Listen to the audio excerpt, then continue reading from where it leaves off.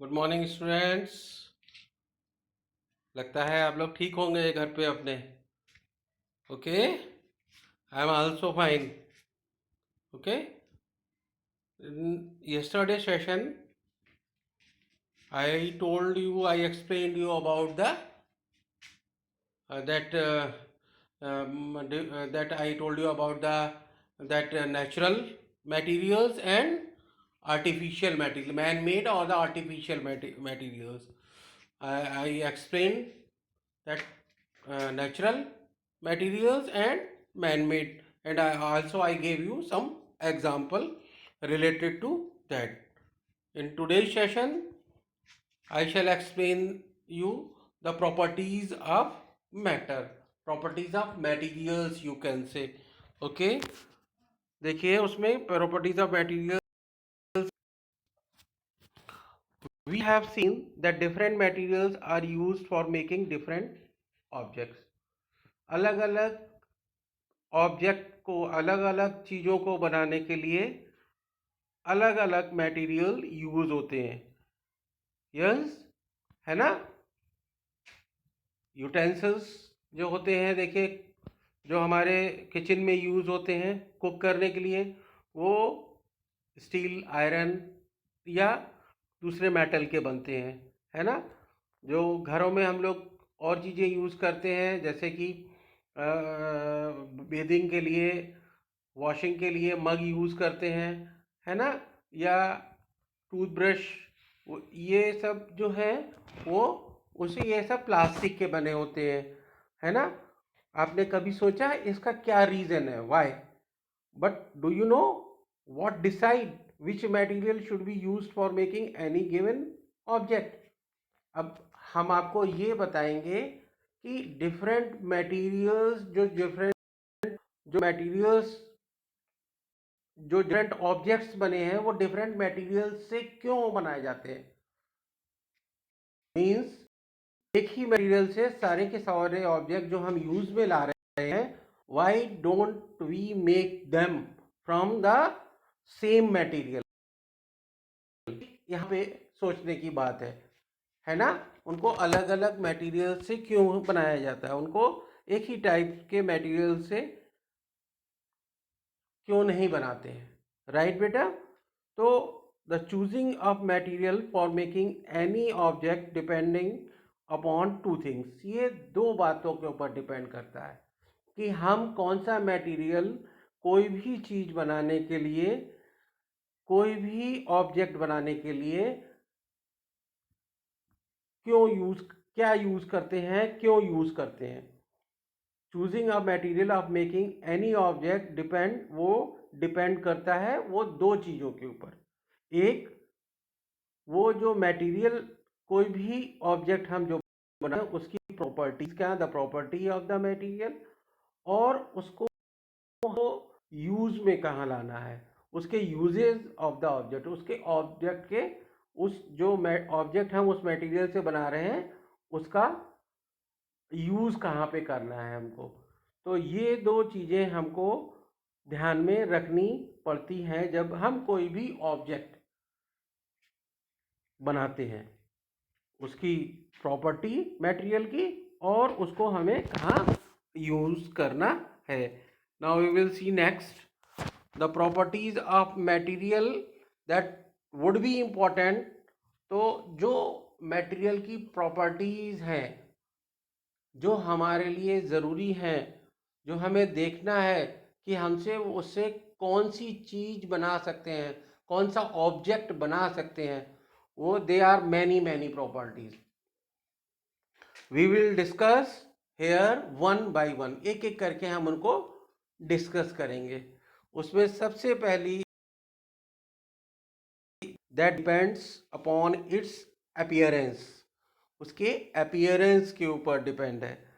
जैसे देखिए, metals and alloy, shining surface, metals और एलॉय की शाइनिंग सरफेस होती है। मेटल्स आप जानते हो, सिल्वर है, गोल्ड है, आयरन है, ये सब के सब मेटल है।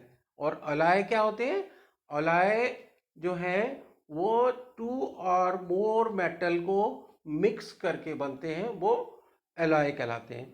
और आप देखते हो ये सब के सब शाइनी सरफेस होती है, ये शाइन करते हैं। क्यों शाइन करते हैं? They can be easily identify with metallic lustre. Lustre means shining. The property of the metal is to shine. उनकी प्रॉपर्टी होती है कि वो शाइन करते हैं, इसलिए ये भी कहा जाता है all the metals are lustrous. सभी मेटल्स जो होती हैं वो लस्ट्रस होती हैं। When light falls on the surface of the metal they reflect. होता क्या है बेटा इन मेटल के साथ, जब इन मेटल्स के ऊपर लाइट रेज फॉल होती हैं, फॉल होने के बाद they come back to our eyes and they look shine. वो उनकी सरफेस के ऊपर गिरती हैं लाइट रेज और हमारी आईज के ऊपर आती हैं और वो हमको शाइनी दिखाई देती हैं। That's why all the metal look shiny. Right बेटा? इसी तरीके से non metallic and other materials such as paper, cloth, leather, wood have a rough surface and therefore they don't shine. जो नॉन मेटल्स हैं यहाँ पे मेनली जो matter हैं वो या तो मेटल के बने होंगे या नॉन मेटल्स के, mainly, not all, mainly. Okay, तो नॉन मेटल्स जो होती हैं उनकी सरफेस जो होती है उनकी रफ सरफेस होती है।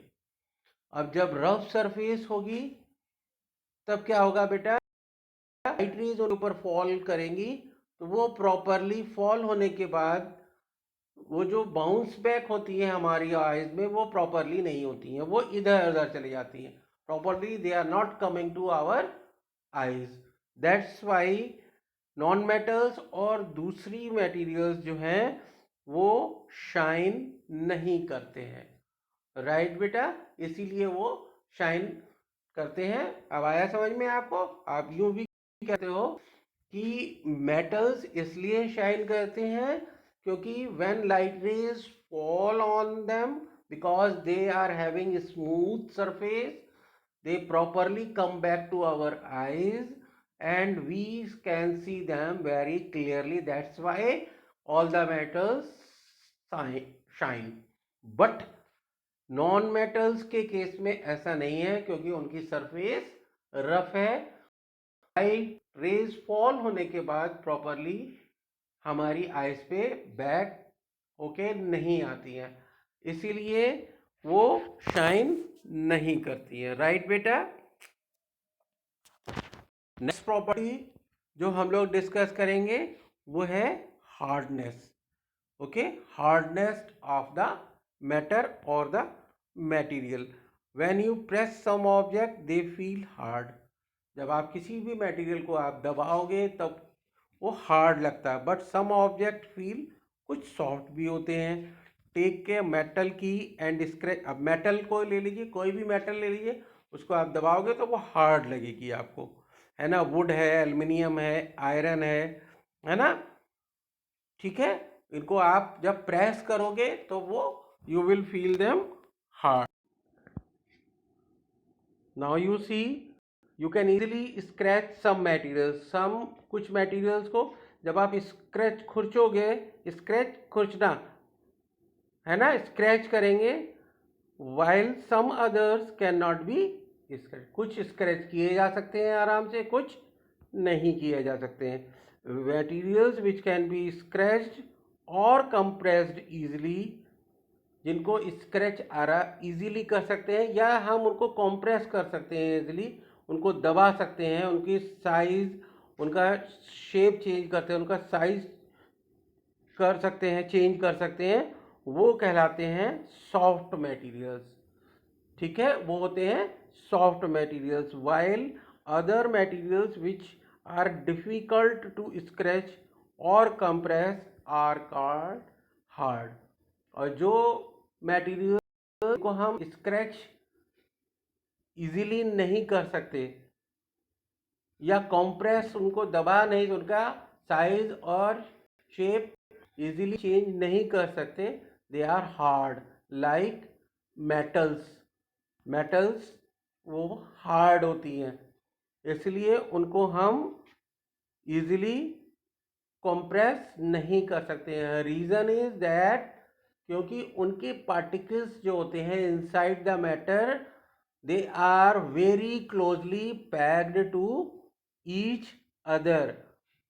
ओके, उनमें जो पार्टिकल्स होते हैं वो एक दूसरे के बहुत पास पास होते हैं, इसीलिए हम उनको इजीली कंप्रेस नहीं कर सकते। राइट बेटा? Okay, now I am coming to end the session, today's session. I am going to conclude. Okay beta, tomorrow we will meet at the same time. Bye bye beta.